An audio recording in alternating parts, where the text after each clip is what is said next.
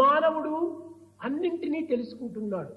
Man is knowing everything, కానీ తనను తాను తెలుసుకోవటం లేదు. but is not knowing his own self. దీనినే ప్రహ్లాదుడు కూడా చెప్పాడు. This also said by Prahlada. లోకములన్నీయు గడియలోన జయించిన వాడవు తండ్రి, లోకములన్నీయు గడియలోన జయించిన వాడవు. Father, you have conquered all the worlds in a moment of time. ఇంద్రియ లోకము చిత్తము గెలువనేరవు. You could not conquer the world of senses and the heart. నీవు ధరించినటువంటి ఇంద్రియాన్నే నీవు జయించుకోలేకపోతున్నావు. You could not conquer your own senses. తెల్లవారి మొదలు రాత్రి వరకు నీవు ఇంద్రియాన్ని అనుభవిస్తూనే ఉంటున్నావు. You enjoy delight with the senses. నావి నావి అని ఓనర్షిప్ గా నీవు అహంకారపడుతున్నావు. You pride yourself with the feeling of ownership. నీవు జయించలేకుండా slave అయిపోయినావు. But you have become a slave to the senses. ఆ ఇంద్రియానికి దాసుడైపోయినావు. You have become a slave to the senses. నీవు ఇంక ఏమి అధికారం? Then what authority you have? నీవు అధికారివే కాదు.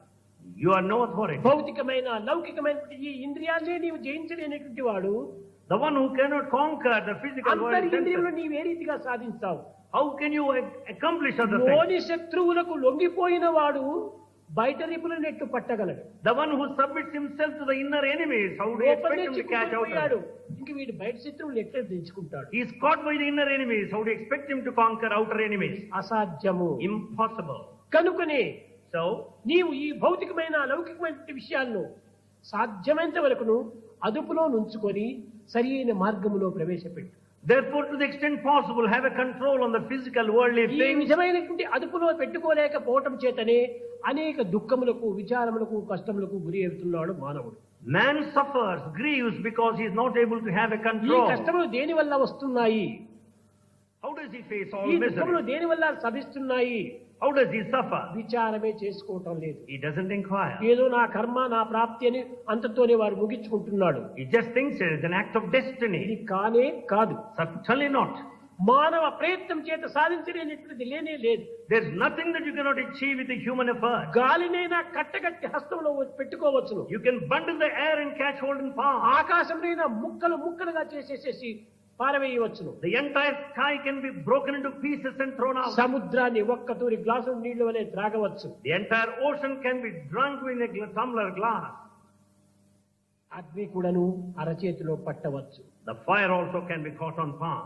కానీ తన మనసును మాత్రం తాను సాధించుకోలేకపోతున్నాడు. But he is not able to win over the mind. ఈ మనసును సాధించినటువంటి వాడే నిజమైన మనిషి.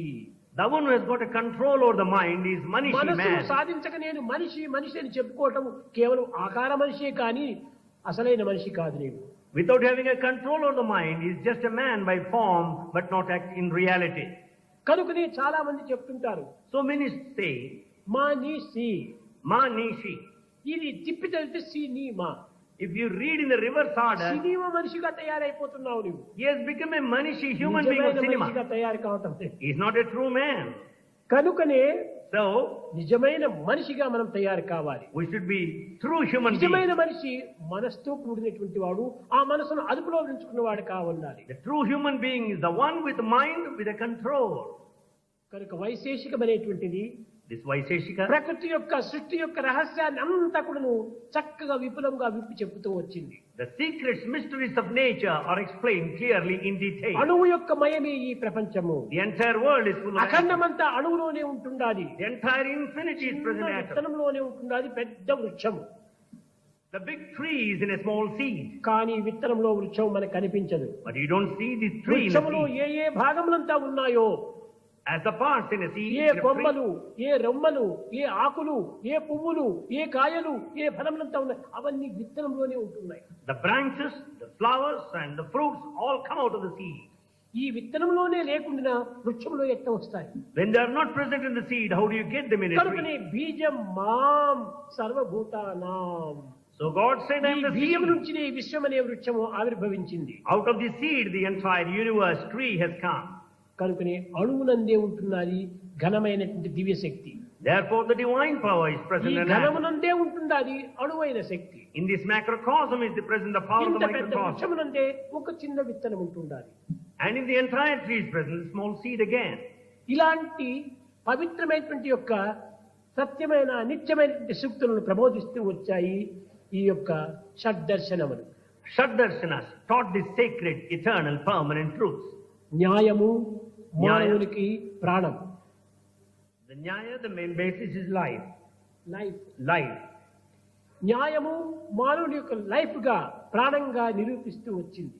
Justice is proved as the life. ప్రాణమున్నటువంటి మానవుడు Human being with life. ప్రకృతిని గుర్తించమని చెప్తూ వచ్చింది వైశేషికం. Vaisheshika taught that he should recognize nature, ప్రాణాన్ని, the life, తరువాత ఈ ప్రపంచాన్ని బోధిస్తూ వచ్చింది. life and the